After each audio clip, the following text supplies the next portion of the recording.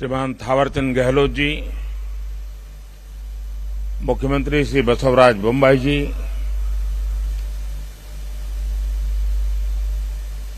श्री युद्धवीर कृष्णदत्त चामराजा वाडियार जी, राजमाता प्रमोदा देवी,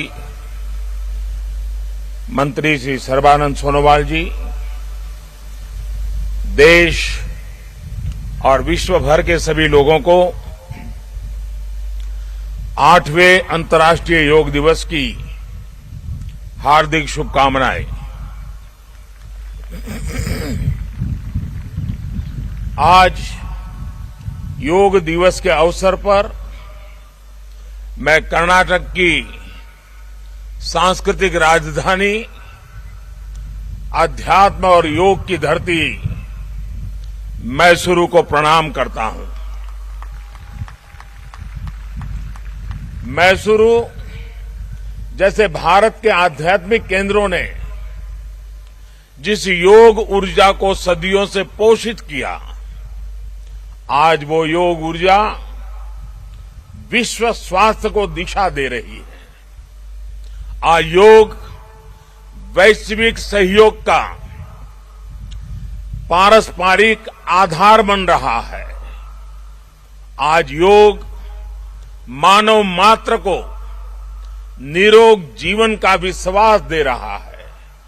हम आज सुबह से देख रहे हैं कि योग की जो तस्वीरें कुछ वर्ष पहले केवल घरों में, आध्यात्मिक केंद्रों में दिखती थी, वो आज विश्व के कोने कोने से आ रही है। ये तस्वीरें आत्मिक बोध के विस्तार की तस्वीरें हैं। ये तस्वीरें एक सहज, स्वाभाविक और साझी मानवीय चेतना की तस्वीरें हैं।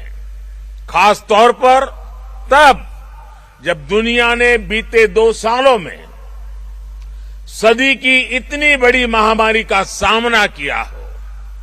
इन परिस्थितियों में देश, द्वीप, महाद्वीप की सीमाओं से ऊपर योग दिवस का ये उत्साह, ये हमारी जीवटता का भी प्रमाण है। योग अब एक वैश्विक पर्व बन गया है।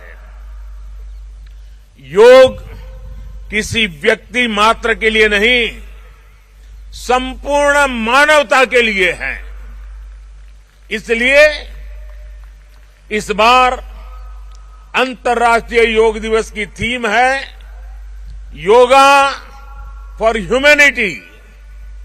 मैं इस थीम के जरिए योग के इस संदेश को पूरी मानवता तक पहुंचाने के लिए यूनाइटेड नेशंस का और सभी देशों का हृदय से धन्यवाद करता हूं।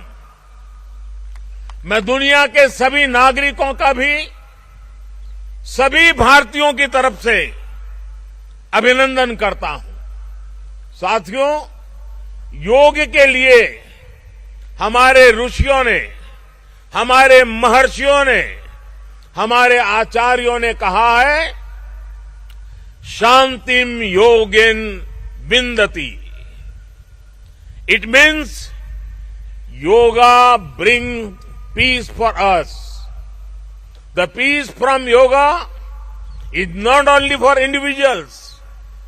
Yoga brings peace to our society. Yoga brings peace to our nations and the world. And yoga brings peace to our universe. This might feel an extreme thought to someone, but our Indian sages have answered this with a simple mantra. Yat pinde tad brahmande.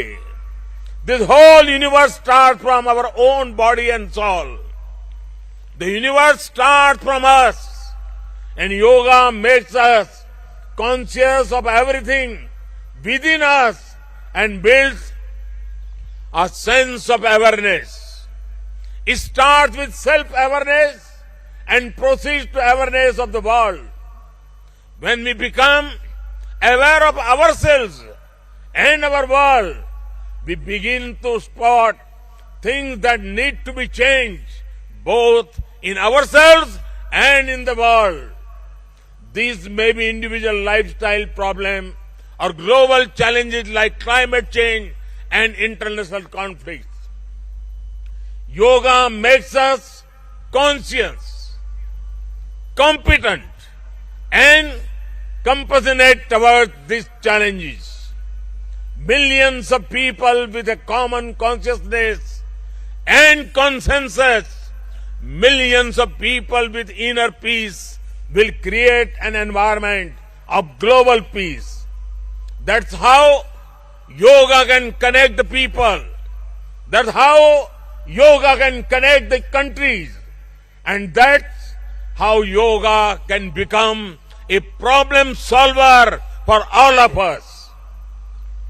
साथियों, भारत में हम इस बार योगा दिवस हम एक ऐसे समय पर मना रहे हैं जब देश अपनी आजादी के 75वें वर्ष का पर्व मना रहा है, अमृत महोत्सव मना रहा है।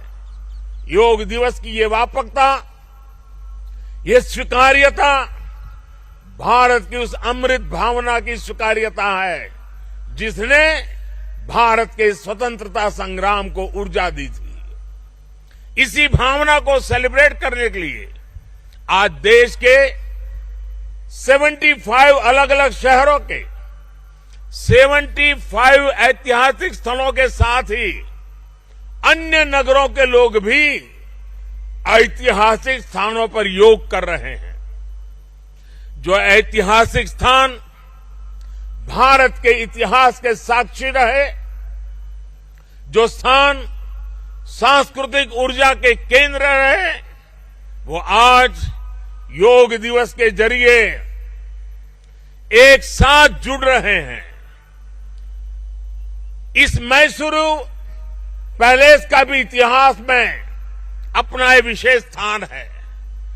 भारत के ऐतिहासिक स्थलों पर सामूहिक योग का अनुभव भारत के अतीत को, भारत की विविधता को और भारत के विस्तार को एक सूत्र में पिरोने जैसा है।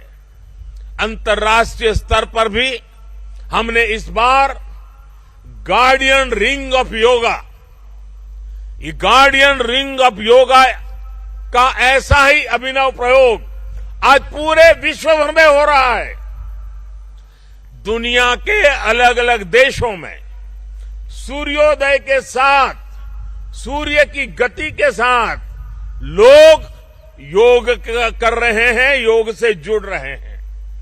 जैसे जैसे सूर्य आगे बढ़ रहा है, उदय हो रहा है, उसकी प्रथम किरण के साथ अलग अलग देशों में लोग साथ जुड़ते जा रहे हैं। पूरी पृथ्वी के चारों ओर योग की रिंग बन रही है। यही है गार्डियन रिंग ऑफ योगा। योग के ये प्रयोग स्वास्थ्य, संतुलन और सहयोग की अद्भुत प्रेरणा दे रहे हैं। साथियों, दुनिया के लोगों के लिए योग आज हमारे लिए केवल पार्ट ऑफ लाइफ नहीं है। प्लीज रिमाइंड, ये पार्ट ऑफ लाइफ नहीं है, बल्कि योग अब वे ऑफ लाइफ बन रहा है। हमारा दिन योग के साथ शुरू हो, इससे बेहतर शुरुआत क्या हो सकती है। लेकिन हमें योग को किसी एक खास समय और स्थान तक ही सीमित नहीं रखना है। हमने देखा भी है, हमारे यहां घर के बड़े, हमारे योग साधक दिन के अलग अलग समय में प्राणायाम करते हैं। कई लोग अपने ऑफिस में भी काम के बीच में कुछ देर दंडासन करते हैं, फिर दोबारा काम शुरू करते हैं। हम कितने भी तनावपूर्ण माहौल में क्यों न हो, कुछ मिनट का ध्यान हमें रिलैक्स कर देता है, हमारी प्रोडक्टिविटी को बढ़ा देता है। इसलिए हमें योग को एक अतिरिक्त काम के तौर पर नहीं लेना है।